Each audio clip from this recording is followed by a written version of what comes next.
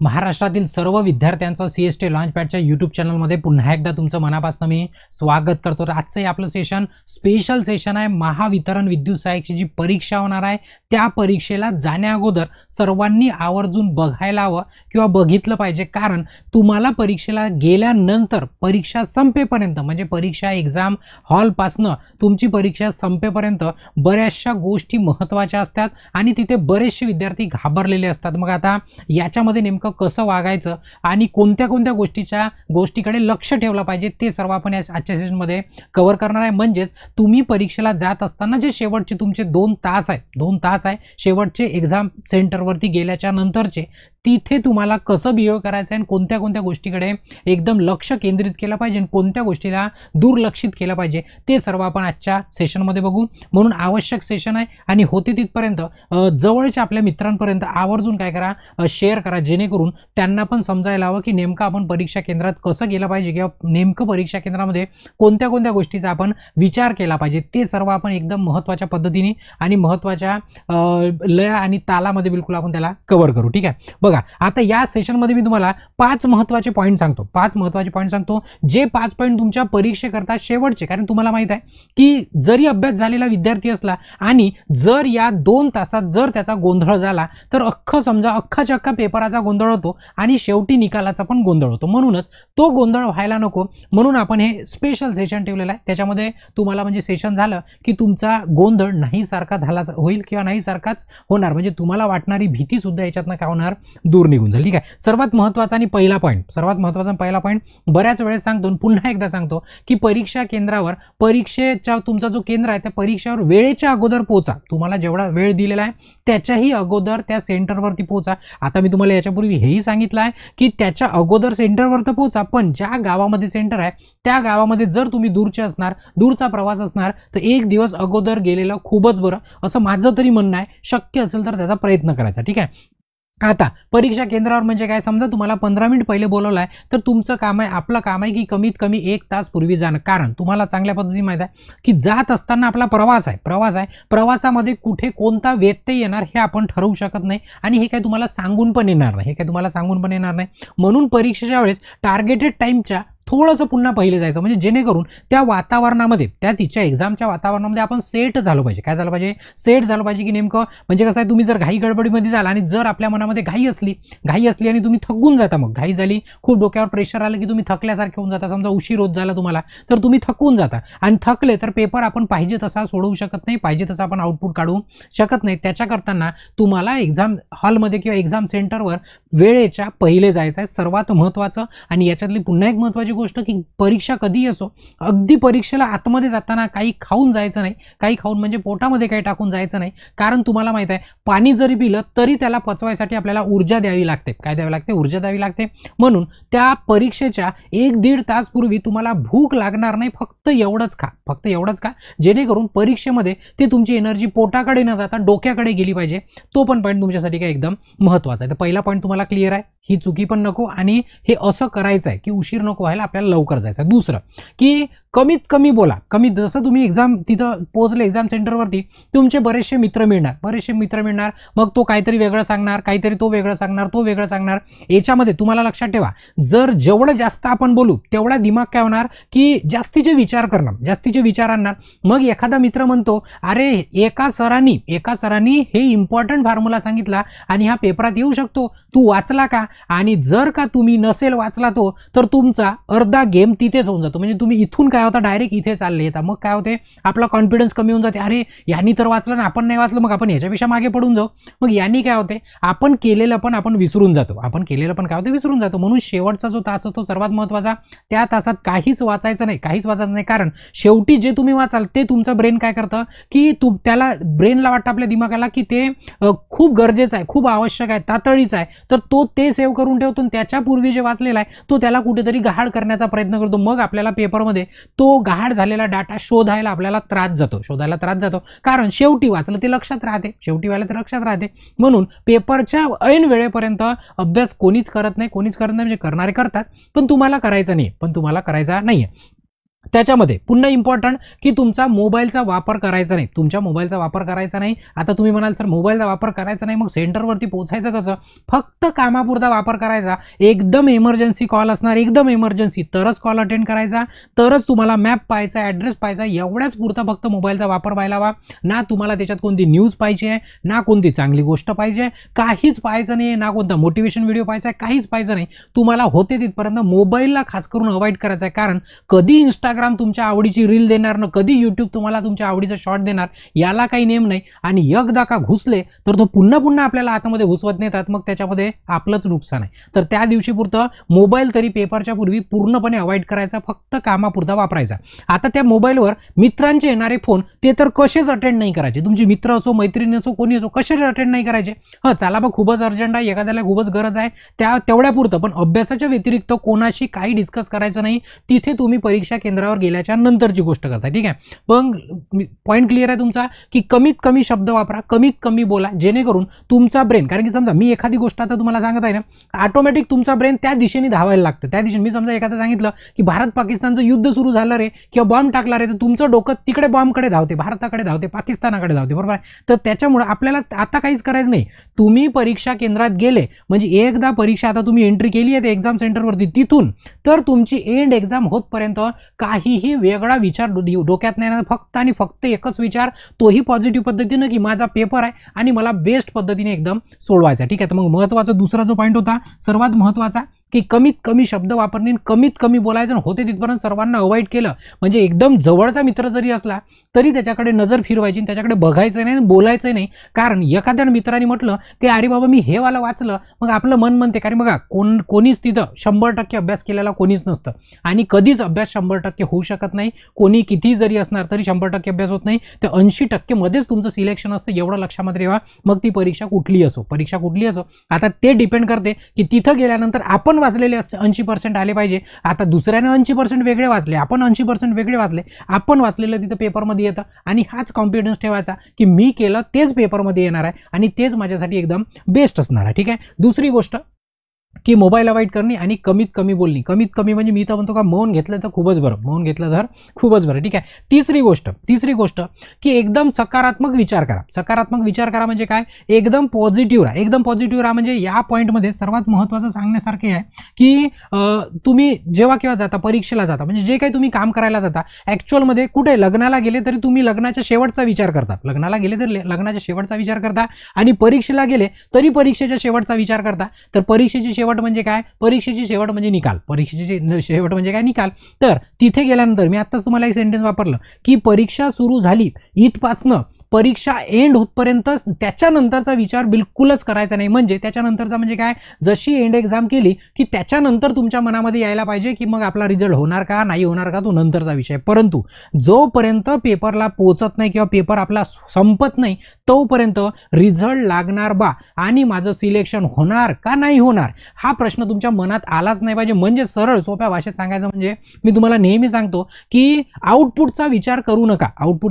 करू. तुम्ही इनपुट एकदम बेस्ट पद्धतीने केलाय, तुम्ही बेस्ट पद्धतीने जाणार आहे, बेस्ट पद्धतीने पेपर सोडवणार आहे. तो निकाल काय होणार तो नंतरचा विषय. जर का तुम्हाला आत्ता जर विचार आला की अरे आपला तर निकाल काय होईल, मग माझं सिलेक्शन होणार का नाही, 100% सांगतो तुम्हाला तिथेच तुमचे 2-4 मार्क कमी झाले. ते 2-4 मार्क तुम्ही अवॉइड करू शकता किंवा वाचवू शकता. कशा पद्धतीने? विचारच करायचा नाही रिझल्टचा, फक्त विचार करायचा की मी मस्त जाणार आहे, मस्त पद्धतीने पेपर सोडवून येणार आहे. तर सर्वात महत्त्वाची गोष्ट होती की रिझल्टच्या बाबतीमध्ये विचार करायचा नाही. आता याच्यात हे एक पॉझिटिव्ह गोष्ट, रिझल्टचा विचार नाही करायचा. दुसरी पॉझिटिव्ह गोष्ट की आता परीक्षामध्ये जे काही येणार आहे, जे काही प्रश्न येणार आहे ते फक्त मी अभ्यास केलेलेच येणार आहे. माझ्या मास्तरनी जे शिकवलं तेच पेपरात येणार आहे, त्याच्या बाहेरचं काही पेपरात येणार नाही. यदा कदाचित पेपर सुरू झाल्यावर जर तसं आलं की अरे हा प्रश्न तर नवीन दिसताय मला, हा तर आउट ऑफ सिलेबस दिसताय किंवा मी तर अभ्यास केला नाही, तर त्या क्षणाला लक्षात ठेवायचं तुम्हाला तो नवीन दिसताय. मनाला सांगायचं स्वतःला अरे मला येत नाही ना हा प्रश्न, याचा अर्थ हा प्रश्नाचं उत्तर कोणालाच येत नाही. मला नाही येत म्हणजे याचा अर्थ कोणालाच नाही येत आहे. तुम्ही जर असा विचार कराल की अरे मला नाही आला, त्याला जर आला बाजूच्याला तर तो आपल्या समोर निघून जाईल, असा विचार केला की पुन्हा तिथं आपला गेम का होतो, फसल्यासारखा होतो. ठीक आहे. तर तसं करायचं नाही. काय करायचं? जे येत आहे, जे मी अभ्यास केला तेच पेपरामध्ये येणार आहे आणि तेच पेपरला येतं पण. आणि जर काय यदा कदाचित एखादा प्रश्न नवीन दिसला किंवा तुम्हाला काहीतरी वेगळं दिसलं तर असं समजायचं की हे कोणालाच येत नाही, हे कोणालाच येत नाही. ते सर्वात महत्त्वाची गोष्ट. ठीक आहे. तर मग आता तुम्हाला लक्षात आलं तिसरा गोष्ट की पॉझिटिव्ह राहायचं, एकदम पॉझिटिव्ह पद्धतीने जायचं. निकालाचा बिलकुलच विचार करायचा नाही. निकाल तिकडे काही हो, आपल्याला काही करायचं नाही. आपल्याला बेस्ट पद्धतीने आपला बेस्ट द्यायचा आहे आपल्या पेपरसाठी. पटलं? तर हा आता तिसरा होता पॉईंट जो की सर्वात महत्त्वाचा. चौथा पॉईंट, आता तुम्ही परीक्षेला बसले, कम्प्युटर समोर बसले, आता तुमची परीक्षा सुरू होणार आहे. आता कसं होतं की बसल्याबरोबर परीक्षा सुरू होत नाही. तुम्हाला अर्धा तास, 45 मिनिट, 1 तास तेवढा वेळ तुम्हाला थांबावं लागतं. मग त्या थांबलेल्या वेळेमध्ये मग आपलं मन लागते भटकायला. कारण दिसत काही नाही, आजूबाजूला फक्त मुलं दिसतात, स्टुडंट दिसतात परीक्षेला आलेले. मग तिथनं मन आपलं विचलित व्हायला लागते. मग मनामध्ये येते भीती. ॲक्च्युअल प्रत्येकाला नाही येत. आता ज्यांचं मन थोडंसं हलकं आहे त्यांना थोडीशी भीती वाटते. आणि जो रिझल्टचा विचार करते ना त्याला तर खूपच जास्त भीती वाटते. मग आता पेपरला आले, तुम्ही बसले कम्प्युटरवरती, आता नेमकं काय करायचं की आता तुमचं सर्वात महत्त्वाचं की तुमचा विचार त्या कम्प्युटरची जी स्क्रीन आहे त्याच्या बाहेर जायला नको याचा प्रयत्न करायचा. तर सर्वात पहिला जो फोकस आहे, 3 स्टारचा वापर करायचा. 3 स्टार एक वेळा कम्प्युटरवर बसले की 3 स्टार लक्षामध्ये घ्यायचे. कोणते 3 स्टार लक्षात घ्यायचे कसं सांगतो तुम्हाला, की तिथे बसले की तुम्हाला भीती वाटणार, काही पण विचार येते कारण रिकाम असतो ना. रिकाम असल्यावर आपण काय स्क्रीनवर काही दिसत नाही आणि आजूबाजूला काहीच नाही. मग आपल्या डोकं मग काहीतरी वेगळा, कारण डोकं कधीच कोणत्याच सेकंदाला शांत होत नाही. तो विचाराच्या जाळ्यामध्येच फसलेलं असतं आणि त्याला आपलं काम आहे की आता त्याला फोकस करायचं, एका ठिकाणी केंद्रित करणं, तेही आपल्या पेपरावरती. तर पहिला स्टार काय म्हणतो तुम्हाला की जसे तुम्ही बसले तसं डोक्याला सांगा की बस आता ही माझी स्क्रीन आणि मी, इथं पुन्हा कोणीच नाही, आजूबाजूला कोणीच नाही, आजूबाजूला बघायचं पण नाही. आणि खास करून सांगतो की पेपर सुरू झाला की एखादा प्रश्न नाही आला, बघा 2 कंडिशन असतात की एखादा प्रश्न जर नाही आला ना, म्हणजे थोडासा कठीण वाटला आपल्याला, तर आपण मागे होतो आणि बाजूच्या तोंडाकडे पाहतो आणि विचार येते आपल्याला, अरे आपल्याला नाही, यांना आला असणार का. विचारच नाही करायचा. मी काय सांगितलं, कम्प्युटरमध्ये घुसून जायचं आणि सांगायचं मला नाही येत आहे ना, याचा अर्थ कोणालाच नाही येत आहे. दुसरी केस असते की पेपर खूपच सोपा असते, तो बाहेर निघून पाहते, अरे वा मला मस्त येत आहे, बाकीच्यांचे तोंड पाहायला जाते. काहीच करायचं नाही, फक्त घ्यायचं, फक्त आपली स्क्रीन आणि फक्त आपला पेपर, एवढ्याचकडे फक्त काय करायचं, कॉन्सन्ट्रेशन करायचं आणि एवढ्याचकडे काय करायचं, कॉन्सन्ट्रेशन ठेवायचं. ठीक आहे. हा पहिला स्टार झाला. दुसरं म्हणजे काय की तुम्हाला होते तिथपर्यंत कंट्रोल करणे, की आपला फक्त विचार, म्हणजे बाकीच्यांचा विचार नाही करायचा. मग इकडे मुलगा बसला, इकडे मुलगी बसली, मग तो काळा आहे, तो पिवळा आहे, पांढरा आहे, काहीच विचार नाही करायचा, फक्त स्क्रीन पाहत राहायची. तुम्ही जेवढं जास्त बघाल तेवढे तुमच्या डोक्यामध्ये जास्त विचार येणार. तर विचार कमीत कमी आले पाहिजे याचा काय करायचा, प्रयत्न करायचा. ठीक आहे. त्याच्यानंतर दुसरा स्टार की आता काय करायचं, पहिल्या स्टारमध्ये तुम्हाला जमलं, दुसऱ्या स्टारमध्ये काय करायचं की तुम्ही ज्याला मानता किंवा ज्यांनी तुम्हाला मार्गदर्शन केलं, कोणीही असू शकते, XYZ. ठीक आहे. तुमचा मास्तर असू शकते, तुमचे भाऊ बहीण, आई वडील, कोणी असणार, जे तुम्हाला असं वाटते की एकदम यांना माझी चिंता आहे किंवा एकदम माझ्यासाठी हा व्यक्ती बेस्ट आहे बा, ज्याच्यावर मी विश्वास ठेवू शकतो, त्याची प्रतिमा आठवायची, त्याचे शब्द आठवायचे, तो काय सांगत होता ते आठवायचं, त्याला आपल्या डोक्यामध्ये घ्यायचं. म्हणजे तुमच्या डोक्यामध्ये मित्र मैत्रिणी हे कोणत्याच गोष्टी आल्या नाही पाहिजे, कोणी काय म्हटलं, कोणी काय नाही, काहीही आलं नाही पाहिजे. फक्त आणि फक्त त्याच व्यक्तीचा आवाज तुमच्या कानात आला पाहिजे ज्याच्यावरती तुमचा खूप विश्वास आहे आणि ज्याला तुम्ही खूप मानता. ठीक आहे. ते दुसऱ्या स्टारमध्ये आलं. तिसरा स्टार काय करायचं, आता तुम्ही विचार करताय की आठवण करताय तुम्ही काही. आता समजा मास्तर असणार, मास्तरनं काय शिकवलं हे आठवायची गरज नाही आहे, मास्तरबद्दल आठवा. आईचं आठवण आली, आईची आठवण करा, वडिलांची आठवण करा, भावाची आठवण करा, बहिणीची आठवण करा, जे तुमच्यासाठी बेस्ट वाटते तुम्हाला, ज्यांची आठवण करून तुम्हाला एकदम मन प्रसन्न होते किंवा हिंमत येते, त्या व्यक्तीची काय करायचं, प्रतिमा आपल्या डोळ्यासमोर आणायची, डोळे बंद केले तरी चालणार. हे झाली दुसरी गोष्ट. आता तिसऱ्या याच्यामध्ये काय करायचं, एक प्रकारचं तुम्हाला मेडिटेशन करायचं. काय करायचं, मेडिटेशन. कारण तुमच्याकडे तिथं बसल्यावर खूप सारा वेळ शिल्लक असतो. ना तिथून उठून जाऊ शकत, ना तिथं नाचू शकत, ना आपण कोणासोबत डिस्कशन करू शकत. आपण एकटंच असतो, तिथं कम्प्युटर असतं आणि आपलं डोकं असतं रिकामं. तर मग काय करायचं, तिथे लावायचे डोळे. तिथे आता हे 2 कामं तर अल्टरनेट चालू ठेवायचेच आहे. म्हणजे दुसरं काम जे अल्टरनेट चालू ठेवायचं आहे, त्या व्यक्तीचे विचार, त्या व्यक्तीच्या गोष्टी, सर्व गोष्टी आठवत राहायचं आहे, चांगल्या पॉझिटिव्ह. तिसऱ्या स्टारमध्ये करायचं की डोळे मिटायचे आणि सरळ मेडिटेशन सुरू करायचं. मेडिटेशन कसं, झोपून नाही जायचं, मेडिटेशन सुरू करायचं. लांब डोळे मिटायचे, लांब श्वास घ्यायचा आणि हळूचकन सोडायचा, ठीक आहे, हळू सोडायचा, श्वास घेत जायचा, सोडत जायचा, घेत जायचा, सोडत जायचा. आणि हे करत असताना 2-4 वेळा केलं की पूर्णच्या पूर्ण ब्रेन कुठं आणायचा, पूर्णच्या पूर्ण ब्रेन आपला एका ठिकाणावरती आणायचा, जो श्वास घेताव आणि सोडताव त्याच्याकडे लक्ष केंद्रित करायचं. म्हणजे काय की पूर्णपणे तुमचं जे माइंड आहे पूर्णपणे एका ठिकाणी जमा होणार आणि एका ठिकाणी येणार, म्हणजे जेणेकरून तुमचं मन भटकणारच नाही. हे गोष्ट आठवणीने करायची. आणि पुन्हा थोडंसं रिलॅक्स झालं, थोडंसं थांबलं, पुन्हा जर असं वाटलं की अरे आपलं मन भटकायला लागलं, भीती वाटायला लागली, पुन्हा आपलं मेडिटेशन सुरू करायचं, डोळे लावायचे, श्वास घेत जायचा, सोडत जायचा. आणि आपण श्वास घेत असताना फील करायचं घेणारा श्वास आणि सोडत असताना पण फील करायचा, म्हणजे जेणेकरून त्या डोक्याला सांगायचं की दुसरं नाही, तू इकडे लक्ष दे, तू माझ्याकडे लक्ष दे. त्याला बांधून ठेवायचं. बांधून ठेवणं तुमच्या हातामध्ये आहे. या 3ही स्टार काय करायची तिथे फॉलो करायचे कम्प्युटर स्क्रीनवर बसल्यानंतर. आता तुमचा पेपर झाला सुरू. तेव्हा 5वा आणि सर्वात महत्त्वाचा पॉईंट, ठीक आहे, की अहंकार आपला थांबवायचा. तुम्ही म्हणाल सर इथं कुठून अहंकार आला, तर तिथे पण अहंकार असतो, तिथे इगो असतो. कोणता इगो असतो? आपल्या अभ्यासाचा. कशाचा? आपल्या अभ्यासाचा. आता काही प्रश्न असे असतात की जे तुम्हाला कधी दिसलेच नाही, कधी वाचलेच नाही. मी सांगितलं तुम्हाला नाही आलं म्हणजे कोणालाच येत नाही, तो प्रश्न कॅन्सल आहे समजायचा आणि त्या प्रश्नाला हात पण लावायचा नाही, आणि अंदाज तर बिलकुलच लावायचा नाही, कारण परीक्षेला निगेटिव्ह मार्किंग असतं. काय असतं? निगेटिव्ह मार्किंग असतं. तर मग आता नेमका सर मग अहंकार कसला? अहंकार असा की तुम्ही समजा रिझनिंगमध्ये पझलमध्ये एखाद्या पझल म्हणजे आता पझल प्रकार आहे, सिटिंग अरेंजमेंट आहे, कोणती बॉक्सची पझल आहे, ब्लड रिलेशन काही आहे, सर्व पझलीच्याच प्रकार आहे, सर्व पझलची प्रकार आहे. आता याच्यामध्ये काय होतं की तुम्ही खूप प्रॅक्टिस केली, समजा डायरेक्शन सेन्समध्ये किंवा एखाद्या पझलची खूप प्रॅक्टिस केली आहे तुम्ही आणि तुम्हाला माहिती आहे एकदम बेस्ट पद्धतीने जमते, पण ऐन मोक्यावर पेपरमध्ये काही कारणास्तव आपलं लक्ष विचलित झालं किंवा एखादं सेंटेन्स सुटलं, कारण कम्प्युटरच्या स्क्रीनवर पाहून खाली लिहायचं आहे, तर वरती खालती करता करता एखादं सेंटेन्स सुटू शकते, मिस होऊ शकते. एक अक्षर जरी मिस झालं तरी आपली पझल बसत नाही, ते तुम्हाला चांगल्या पद्धतीने माहिती आहे. मग अशी वेळ आली की आपल्याला माहिती आहे अरे आपलं ते एकदम स्ट्रॉंग आहे, म्हणजे आपलं रिझनिंग किंवा आपली पझल म्हणा किंवा एखादा क्वेश्चन आहे तो एकदम स्ट्रॉंग आहे, मी सॉल्व केला, मला आलाच नाही, 5 मिनिट गेले माझे. किती मिनिट गेले? 5 मिनिट गेले. मग वेळेचं पण लक्षात येते, अरे माझे 5 मिनिट चालले गेले आणि माझी सॉल्व नाही झाली. मग काय होते की आता 2 ऑप्शन उरतात तुमच्याकडे 2 ऑप्शन, की पुन्हा त्याला 5 मिनिट लावा किंवा त्याला सोडून द्या आणि पुढे चाला.